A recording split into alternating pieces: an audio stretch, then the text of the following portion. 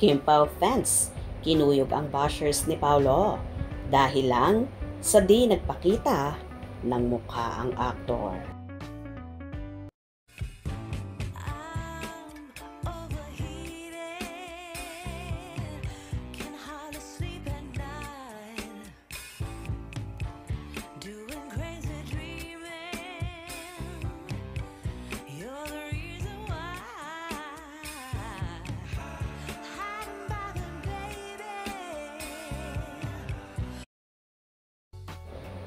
Naging tampok ng usap-usapan ang hindi pagtingin ni Paolo Abilino sa kamera nung kumakain sila with Bella Padilla, Direk Loren Joggy at buong Team Alibay ng breakfast. Ipinakita kasi ni Kim Chiu si Direk Loren, Bella at iniikot nito ang kamera kay Paolo. Pero hindi tumingin ang aktor bagkos yumuko ito. Kaya naman nabigyan ng kulay ito.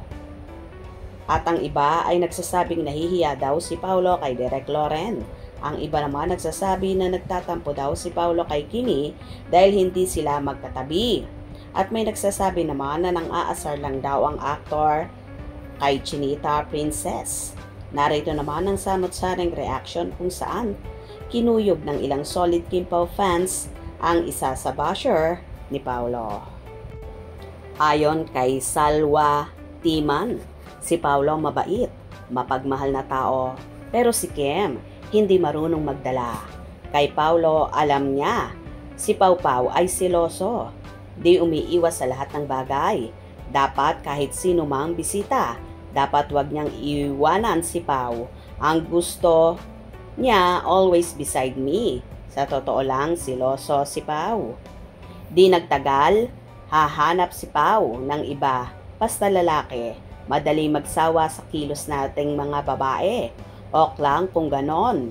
Sobrang bait ni Pao, lagi siya nasasaktan. Ayon naman kay Lydia Tolentino, Salwa Timan, pag malambing si Kim, sabihin naman laging nakakapit kay Paolo. Siya nagpupulupot, etc. Tapos di siya masyadong naglalambing kay Paolo. Sabihin di marunong magdala. Hays, nako. San ka lulugar, Kim? Salwa Timan, sige lang, imbento pa ng kwento. Tingnan natin pag di ka lumuha ng dugo pag nag-announce ang Kim Pao. Wow! Nega na naman, walang tiwala kayo sa dalawa, Kim at Paolo. Kaya duda kagad kayo. Sabi nga ni Kim 6 AM may karakter siya kaya yumuko siya. Baka haggard face niya. Salwa Timan, ramdam ko si Paolo nagtampo dahil hindi si Kim sa tabi niya. Kasi ang gusto ni Paolo always beside. Sana marunong maunawa si Kim kay Paolo. Siloso kasi si Paolo. Salwa Timan, kaano-ano mo ba si Paolo? Gaano ka ba ka-close sa kanya? Lahat ng past relationship ni Kim matagal. 5 and 11 years. Ibig sabihin mabuting tao si Kim. Huwag kang gumawa ng fake news dito. Sa reporter, why don't you go on the street and beg for your food? Devil's work ang ginagawa mong paninira sa Kim Pao. You are termites. Anay ka sa Facebook. Kahit cent na pang siomay, you don't have. Salwa Timan, ano ka? Kasama ka palagi ni Paolo at alam mo lahat ng kilos nila? Nagbuot-buot na pod ning mga walang magawa sa buhay feeling close kay Paolo. Salwa Timan, tangka nga. Di matuturuan si Pao kung anong feelings niya. Kaya huwag kang gumawa ng kwento. Baba. Salwa Timan, oh talaga. Kaya pala iisa ang tent nila sa taping ng Alibay. Salwa Timan, bakit ka ganyan magsalita? Di naman sila. At least sweet si Lani Kim, ayaw niya munang magkaroon ng relasyon. Salwa Timan, surbot kung naghanap ng iba si Paolo. Yung kababaitan ni Kim, napulihan ug pangit, na batasan, may karma si Paolo. Hoy, Salwa Timang ka talaga. May gusto kay Paolo yan. Wala ka namang ibang content. Yatang Kim Pao pinagkakabalahan mo. Paano yan magtampo? Kasama nga sila sa taping.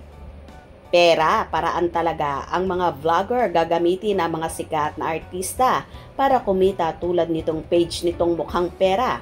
may mga fans din na uto-uto, naniniwala sa fake news. Hay nako, bahala kayo sa buhay nyo, matanda na kayo. Laging fake news. Gumawa ng kwento para may pagkakitaan sa content. Asa, kamo uy. Move on na, ayaw namin. Na klaseng balita na yan. Ginawa na naman ang issue, Diyos ko. Mga tao, di yan gusto. Magpapapik kasi kagigising lang. Nahihiya si Kim. Wala pa nga make-up. Itong vlogger na ito laging fake news ang balita sa lahat ng Kim Pao fans. Dapat i-unfollow natin to. Pinagkakakitaan niya ang Kim Pao sa mga fake news niya. Ang vlogger na to, dakilang bayaran din. Wagas din kumaka-imbento ng fake news. Wag nang ipalo yan. Yep, happy wedding anniversary. Nga pala sa Kim Pao, kita niyo yung post ni Paolo sa Facebook niya. Yung nakapang wedding attire sila. Totoo yun, wedding anniversary nila. Congratulations. Puro fake news naman. O diba, nakakaloka at hindi na nga nakapagtimpi ang solid Kim Pao supporters. At kinuyog nga ang basher na ito ni Paolo. Hope you enjoyed. Please subscribe for more info.